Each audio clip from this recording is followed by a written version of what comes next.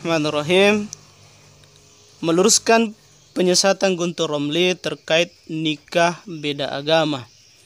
Untuk kesekian kalinya, buzzer pilihan orang-orang tertentu, Guntur Romli, membuat penyesatan kisah pernikahan Zainab radhiyallahu anha yang notabene merupakan putri Rasulullah SAW dengan Abul As bin Rabi.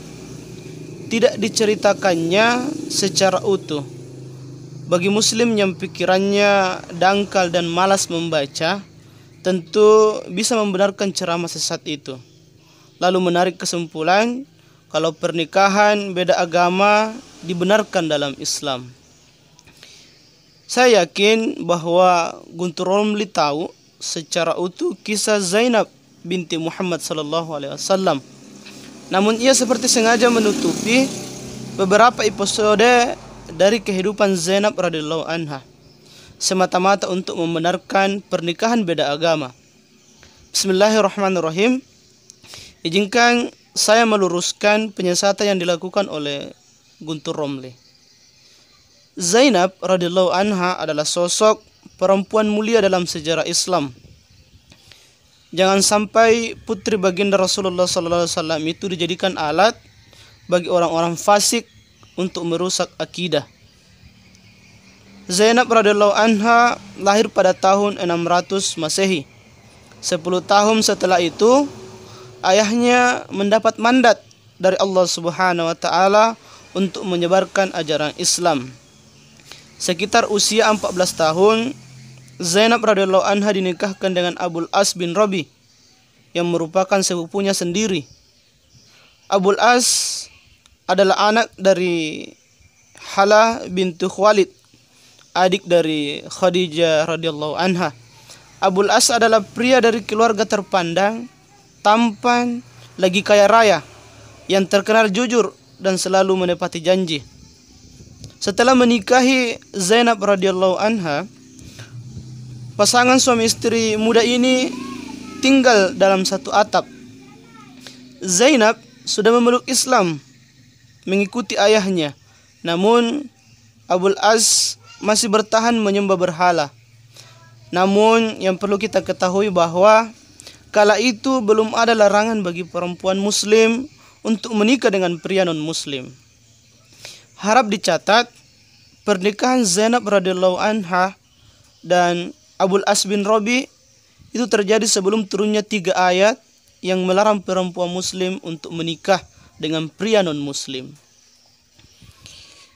3 ayat dalam Al-Quran yang melarang pernikahan itu antara lain adalah Al-Baqarah ayat 221, kemudian Al-Ma'idah ayat 5, dan yang ketiga Al-Mumtahanah ayat 10. Nah, ketiga ayat itu diwahyukan oleh Allah Subhanahu wa taala ketika Rasulullah SAW sudah hijrah ke Madinah. Dari pernikahannya dengan Abul As, Zainab radhiyallahu anha melahirkan 2 orang anak, yaitu Ali bin Abul As dan Umamah binti Abul As.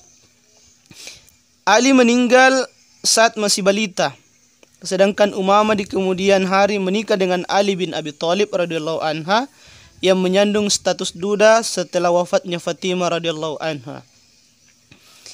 Di awal, pasangan suami istri ini hidup bahagia, saling mencintai satu sama lain. Namun ketika Khadijah radhiyallahu anha dan Abu Thalib wafat, dakwah Rasulullah SAW mulai mendapat gangguan dari orang kafir Quraisy. Pada tahun 622 Masehi, Rasulullah SAW, putri dan para sahabat Nabi hijrah ke Madinah secara bertahap. Nah, saudara Zainab radhiyallahu anha seperti Ummu Kalsum radhiyallahu anha, Fatimah radhiyallahu anha ikut serta dalam rombongan hijrah kloter kedua. Sedangkan Ruqayyah radhiyallahu anha sebelum hijrah ke Madinah lebih dulu mengikuti suaminya Utsman bin Affan radhiyallahu anha hijrah ke Habasyah di Ethiopia. Nah, peta politik di Mekah berubah sejak hijrahnya Nabi Muhammad SAW. orang-orang Quraisy semakin memusuhi keluarga Rasulullah SAW dan para pengikutnya. Satu-satunya Muslim yang tertinggal di Mekah pasca peristiwa hijrah itu adalah Zainab radhiyallahu anha. Ya, Zainab radhiyallahu anha masih tinggal dengan suaminya.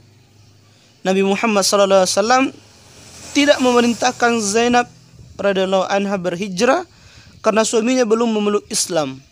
Namun Rasulullah SAW percaya bahwa Abul As akan melindungi Zainab. Di periode ini Zainab radhiyallahu anha mulai merasa pergolakan batin. Ia merasa sendirian. Tidak ada lagi ayah dan saudara kandung yang mendampinginya. Sedangkan suaminya sendiri adalah pria yang baik-baik, namun masih menyembah berhala Latta dan Uzza. Tahun kedua Hijriah atau 624 Masehi berkecamuk perang Badar antara kaum muslimin pengikut ajaran Nabi Muhammad SAW dengan orang-orang kafir Quraisy. Karena rasa solidaritas sebagai sesama orang Quraisy Mekah, mau tak mau Abul As juga mesti ikut peperangan melawan mertuanya sendiri. Perang Badar pun berkecamuk dan berhasil dimenangkan oleh umat Islam. Abul As tertangkap dan dijadikan tawanan perang. Kemudian kabar itu terdengar oleh Zainab dan ia memberikan kalung peninggalan ibunya untuk menebus suaminya sebagai tawanan perang. Namun kalung itu dikembalikan oleh Rasulullah SAW. Nah, di momen inilah seorang ayah melihat bahwa putrinya benar-benar mencintai dan rela berkorban untuk suaminya tercinta. Namun bersamaan dengan itu turun surah Al-Mumtahanah ayat ke-10 yang melarang wanita muslimah menikah dengan pria non-muslim. Abul As kemudian dibebaskan oleh Rasulullah SAW dan disuruh kembali ke kota Mekah dengan catatan agar segera mengirimkan Zainab radhiyallahu anha ke Madinah. Abul As yang saat itu belum mau bersyahadat berjanji akan menyanggupi. Sesampainya kamu di kota Mekah, segera kirimkan putriku ke Madinah. Kalian tidak boleh lagi bercampur sebagai suami istri, kata Rasulullah SAW, memberi maklumat kepada Abul As. Nabi Muhammad SAW percaya bahwa menantunya itu walau belum memeluk Islam, tapi akan menepati janji. Sesampainya di Mekah, Abul As menyuruh Zainab radhiyallahu anha agar berkemas unta dan pengawal sudah disiapkan untuk mengantar Zainab radhiyallahu anha melakukan perjalanan ke Madinah. Dua sejoli yang saling mencintai itu harus berpisah karena perbedaan akidah. Di sini iman Zainab diuji oleh Allah Subhanahu wa taala. Ia harus mengutamakan Islam dan merelakan berpisah dengan suami tercinta. Tentu tidak mudah berada di posisi Zainab radhiyallahu anha. Analogikan, Abul As itu tampan seperti Nicholas Saputra, tajir seperti Tommy Winata, menyayangi istrinya, baik hati, jujur, dan amanah. Mereka juga telah diberkahi anak yang lucu-lucu, saling mencintai sama satu sama lain. Benar-benar sebuah gambaran keluarga kecil, bahagia, dan sejahtera. Namun karena perbedaan akidah, Zainab radhiyallahu anha harus melepas semua kenikmatan dunia itu. Di mata Zainab radhiyallahu anha, akidah di atas segala-galanya. Mentaati perintah Rasulullah SAW untuk mempertahankan iman terhadap Islam jauh lebih penting daripada suami tampan dan setumpuk materi. Maka pergilah Zainab radhiyallahu anha ke Madinah dengan berlinang air mata. Cinta harus terpisah karena turunnya ayat yang melarang wanita muslim bercampur dengan pria non-muslim. Semenjak perpisahan itu, Zainab radhiyallahu anha tak pernah menikah lagi. Begitu pula dengan Abul As bin Rabi. Walau ditawari untuk menikah lagi dengan wanita paling cantik di kota Mekah, Abul As selalu menolak. Kedua sejolak ini memang selalu memendam rasa cinta, satu sama lain. Zainab radhiyallahu anha dalam salatnya selalu berdoa agar Abul As diberi hidayah untuk memeluk Islam. Dan alhamdulillah doa itu dikabulkan oleh Allah Subhanahu wa taala. Tepatnya 624 Masehi atau 4 tahun setelah suami istri itu berpisah, Abul As bin Rabi hijrah ke Madinah. Tak lama kemudian ia mengucap syahadat di hadapan mantan mertuanya. Walau begitu, Rasulullah SAW tak langsung setuju ketika Abul As ingin menikah kembali dengan Zainab radhiyallahu anha. Rasulullah SAW seakan ingin melihat kesungguhan dalam berislam. Jangan-jangan Abul As masuk Islam hanya karena cintanya kepada Zainab radhiyallahu anha, bukan karena Allah Subhanahu wa taala.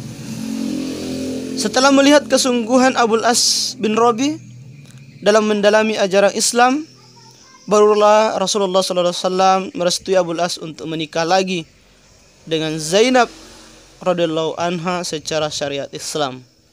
Namun sayangnya kebahagiaan kedua sejoli ini tak bertahan lama.